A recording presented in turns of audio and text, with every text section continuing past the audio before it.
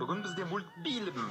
Иә, көбің сұрап жатқан Кунг-фу панданың 4-ші бөлімін қысқаша айтып айтатын боламын. Бірден айтамын. Бұл видеода кейбір көрермендер үшін мынау кім, ол кім, бұл не дейтін сұрақтар көбірек туындауы мүмкін. Сондықтан видео 7000 лайк жинап күтемін сөзі комментке жазылса, онда кейіпкердің толықтай хронологиясын газвойс көкелерің сайрап айтып беретін болады. Ал олай болса жұдырықтарыңды түйе беріңдер, лайктарыңды баса беріңдер. Газвойс сайрайды.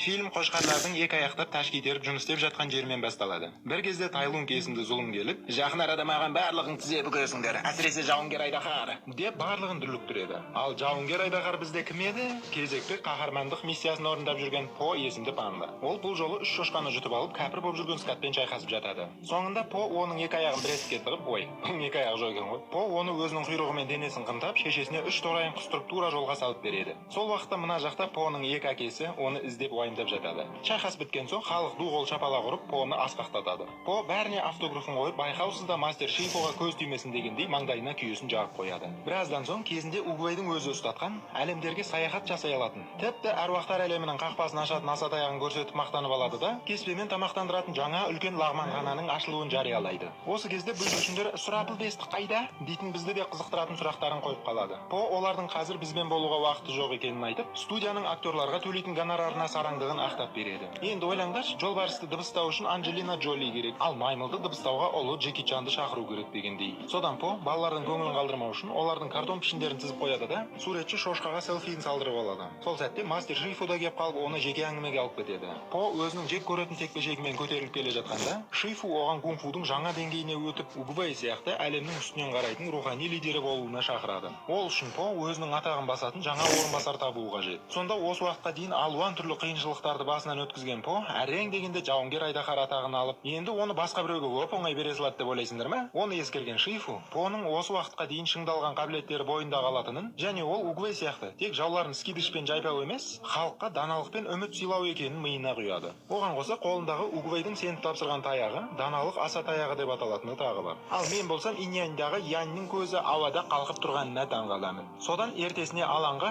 Поның орынбасары ретінде 5 үміткер келіп, өздерінің 5 түрлі кунг-фу өнерін көрсетіп, халықтың алдына паш етеді. Енді жауынгер Айдахарды тағайындайтын сәтте келіп жетті. По өз таңдауын жасап, саусағын өзіне қаратып, өзін таңдап алады. Біраздан соң По таңдаудан қиналғанын айтып қалады. Шифу қолында жеп тұрған өріктің сүйегін мысал қылып, ойлаш, бұл сүйек бойында осындай албағашты сақтап тұр дегендей сыбыр сөз айтып кетеді. Ал түсініп көр енді. По өзінің тыныштық қалпына келіп, сұраққа жауап іздеп көреді. Алайда түрлі ішкі дыбыстары ойын бөліп, мазасы қашады. Сөйтіп отырғанда По үйдің төбесінен бір мысық сияқты мияуламайтын, бірақ ұрлайтын бәлені байқап қалады. Ішке кірсе, жыбыр-жыбыр етіп қозғалып жүрген Криса болам деп ойлап, қарсақ болып туылған Чэнь есімді ұрлықшыны байқап қалады. Ол барынша Поның қолындағы таяқты тартып алу мақсатымен пандаға шабуылдайды. Нәтижесінде Чэнь таяқты алып қашып кетеді десем өтірік болып қалар. Сондықтан Чэнь Подан таяқ жеп қамауға алынады. Осы кезде әлгі фильмнің басындағы қошқарлар жетіп келіп, Тайлунг міне-міне бейбітшілік аңғарын быт-шыт қылып, Поны тізе бүктіргісі келетінін жеткізеді. Сонда Чэнь оған мысқылдап бірдемені жұмбақтап кетеді. Уақыт өте келе По мәселеге шешім іздеп, Чэньнің темір торына келіп, "Айтшы енді не білесің?" деп оған күні туады. Чэнь қауіп тудырушы жаудың Тайлунг емес, түрлі хайуанға айнала алатын, сиқыр ұстанатын мыстан құбылғы екенін айтып қалады.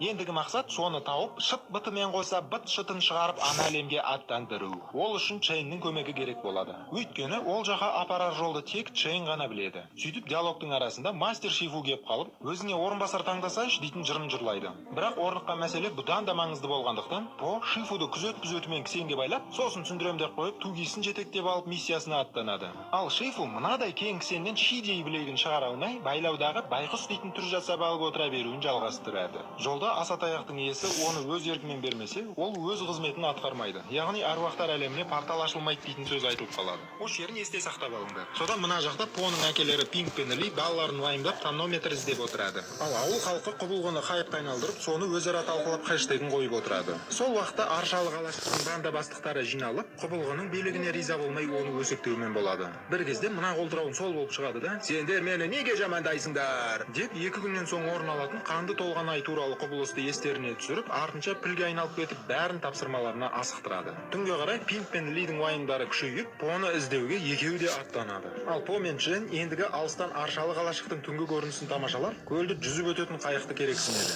Оның иелері қояндарды ит қылып жұмсайтын, мына біреу жардың үстінде қай жағына құларын білмей, қылдың ұшында тұрған тавернаның ішінде деп жорамалданады. Ішіне кірген соң По капитан бір қазанмен танысып алып, соны Аршалы қалашыққа апарып тастауын сұрайды. Ол По сөйлеген сайын жол ақысын өсірумен болады. Бір қызығы, бағанадан бері сөйлеп отырған бір қазан емес, соның ішіне кіріп кеткен жын балық екен. Ал мына қоян қайнап тұрған сорпаның ішіне кіріп тұрып араластырғаны қалай кетті? Содан Джейн өз әдетіне басып клиптамандығын қоздырып отырады. Соңында бүкіл ұрлаған бәлелер жерге шашылып, ішіндегілердің, әсіресе таверна бастығы қабанның ашуын қатты келтіреді. Арада шайқас басталады. Таверна салмақ санап, сәйкес жағына қисаю үстінде. По таяғымен скидыштарын келтіріп, бәрін ұйықтатуда. Джейн ұйықтағандардың тиындарын тонауда. Алайда По оны көріп қойып, ұрлық түбі қорлық дейтін мақалын айтып, бәрін орнына қайтаруда. Үйтіп кейіпкерлер көздеген кемелеріне отырып, штурвалға бір қазанды қойып, табандарын жалтыратады. Жол жөнекей кейіпкерлер өздерінің асыранды екенін айта бастайды. Мысалы, панданы қаз асырап алған. Кейін өзінің нағыз әкесі Лидің табылғаны айтылады. Джейн де біреудің қолында өсіп, көшеде жүріп қайыр тілеумен қалта тінту арқылы күнін көрген дегендей. Ал тіл балық осы кезде бір қазанды менің шешем осы деп қуып кететіні бар емес пе?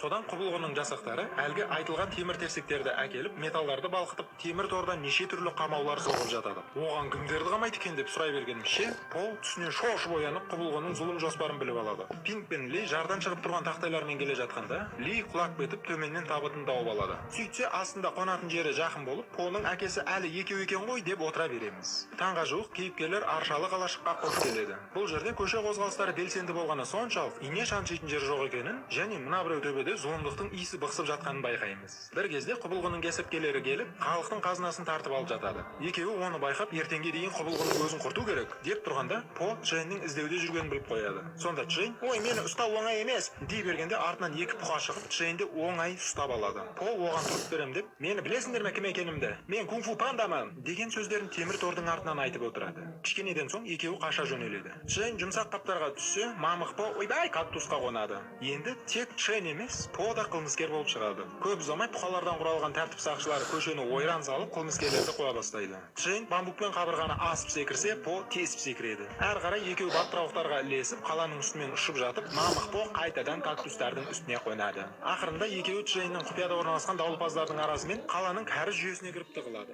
Сөйтсе, бұл аймақ Джейн сияқты алаяқтар мекендейтін мекен болып шығады. Бәсе, басында Джейнді Крисаға ұқсатқанымда бекер емес екен. Содан По пиранья тектес 3 қоянға тап болып, емшексіз қап-қала жаздайды. Біраздан соң бұларды хан есімді Джейннің танысы, әрі осы жердің қараушысы шығып, бұларды жылы қарсы алып найзаның ұшына тақайды. Сонда По өзінің айдаһар жауынгер екенін айтып, бәрібір көптің алдында белгісіз қалыпта қалуды жөн көреді. Бір кезде По мастер Шифудың мәселені тек жұдырықпен емес, ақылмен шешу керек деген сөзін есіне түсіреді де, өз тарапынан даналық айтады. Алайда топастардың миына сөз дұрыс жетпей, зорлық зомбылық ертең еселеніп орындалатын болып шығады. Джейн ханды барынша көндіруге тырысады. Маймылдар Поның дамбалын киіп алуды аңсайды да, нәтижесінде киіп алады. Ал қояндар Поға у беріп өлтіргісі келеді де, нәтижесінде өлтіре алмайды. Мына жақта Поның әкелері тавернаны тауып келіп, мән-жайды біліп алғысы келеді. Сонда ішіндегілер Пинк Поның әкесі екенін біліп қойып, оны ыстық сорпаға салмақшы болады. Сол сәтте Ли кіріп келіп, "Тиіспеңдер оған" деп, дене түршіктірер өзін керемет қылып көрсететін сөздер айтып, екірі алақанын жарақаттап, тістерінен айырылады. Артынша лашықтың әрбері теңселіп тұрған пайдаланып, сол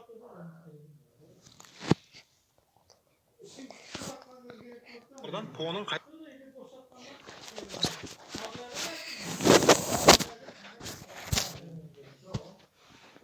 кеткенін біліп алады. İyi.